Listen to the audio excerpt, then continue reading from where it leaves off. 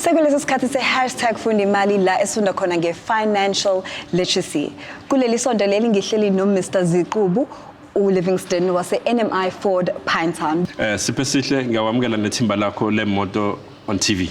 Yebo, siyabonga ukuthi ube nathi namhlanje. Siyabonga. Kuleli sonto leli ngifuna sikhulume nomuntu nje othenga ingulube isasesakeni. Ave kubhlungu ukuthi uthenge into ubone ngoba nakho usuyivula ukuthi ngithenge inkinga la. And lokho besibheka emotweni kujwayele ukwenzeka umuntu othenge imoto efana njenge second hand.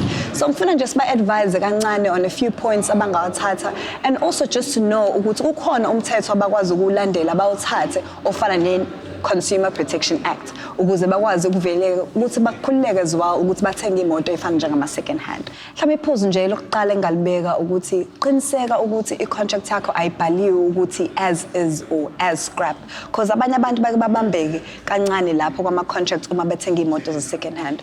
Also just make sure ukuthi you understand i-contract yakho uyavumelana na konke kubhaliwe nenani elibhaliwe kwi-contract uyavumelana nayo usayine make sure no salesperson wakho uyasayina and you keep a copy for yourself. Mhlawumbe wona ama points engaqala ngawo lawo mina.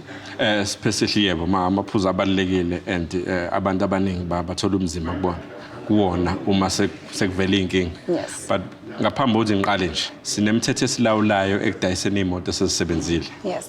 Ngaphandle nje kwe-National Consumer Protection Act. Yes. Protector amakhasimende and i-protector futhi nabantu abadayisa imoto kuyithi lapho. Ngezindlela ezahlukene. Kodwa at the end i-customer lifika kuqala. Kanjani na before nje uzoyosayina i-finance contract la uzithengela wena imoto noma before uzosayina ukuthi imoto ithenga cash ngoba khona bakwazi ukuthenga cash baningi like imoto used nje before izongena emabhukwini ethu ilethwa iloyo customer osuke ezothenga imoto entsha. Yes. Asenze trading nolibizwa phecelezi trading leyo moto before ingene kwi-stock sethu uthi preparation ngadayisela wena funeke nayo be-approved. Kunemgomo elandelayo eminingi e-161 we call it 161 point check ama-points awu-161 to check that car ukuthi ikulungele yini isuthi senganikezwa usiphe noma nomunye umuntu osemarket uzothenga imoto. I like the fact that usho njalo because the Consumer Protection Act also says ukuthi imoto le edayiswa umdayisi or igarage le edayisa imoto isifanele ibe in check ivumelana nemithetho yasemgaqweni and ingalimali emzimbeni or insimbi nazonke letho. So I like the fact that wabalile lo maphuzu leyo. But also ngiyengizwe ukuthi i-Consumer Protection Act ithi within 6 months if uvelelwe inkinga yemoto uyakwazi ukuyibuyisela emuva bayikhande leyo nkinga bakunike imoto engalolu nani leli uthengile or bayibuyisela imali yakho as well. I'm sure ukuthi you know that part of the Consumer Protection Act. Sinamathuba amathathu ukuthi imoto yakho siyilungise ibe sesimeni silungise leyo ngxenye esuke ikhathaza. Yes. Kuyenzeka ke imoto mhlawumbe ibe ne problem eyodwa more than kabili. Yes. So kuze kufika isikhathi uthi imoto kwesithathu isakhathaza ngento efanayo. In that case sibe njengabantu aba-approve nenkampani esisebenzelayo ibeka ama-customer kuqala. So sesibheke ukuthi okay sinika ama-option le moto yakho sicela ukuthi sikunikeze enye imoto efanayo nayo ezoba ne-mileage ecishe ifane umbala sengabe noma ufanele kushuthi kusay bonus kodwa imoto engekhathaze ngoba nayo le yize yenziwe 161 point check hayi ukuthi ayenziwanga ungathola imoto iyaba nje nezinkinga ezithize kodwa normally ziyalungiseka.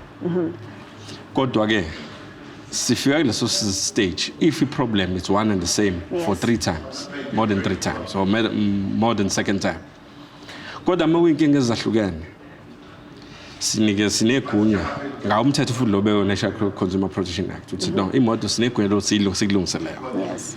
Sengaba impatho kufuna uphatheke ngayo kodwa at NMI siyawenza lo mthetho siyawupractice ngendlela efanele ngoba kumele uthithe ngendlela proper from the first time ufika lapha kithi. It makes perfect sense. Nawe mbukeli I'm sure uhlele ekhaya and konke lokhu kwenza sense kuwena and usuya understand ukuthi unawo umthetho okubhekayo if ever uba nenkinga but mhlambe mina iphuzu and advice engakunika yona is bheka ama-garage before uthenge noma iyiphi second hand, and most importantly maybe go to a garage enawo ama-new cars as well as used cars njengo-NMI Ford and other garages asebenza ngokufana. I think lokho kunikezana i-peace of mind kakhulu, especially if ubheka imoto ezinjenge-second hand. Ikona-ke lokho sikuphathele kona kwi-hashtag funda imali kuleli sonto leli. Asike sithi shuyi kwi-hashtag lifestyle sizwe ukuthi kahle kahle usibonelo bakhulumani kahle kahle lapha e-West Bank le eGoli.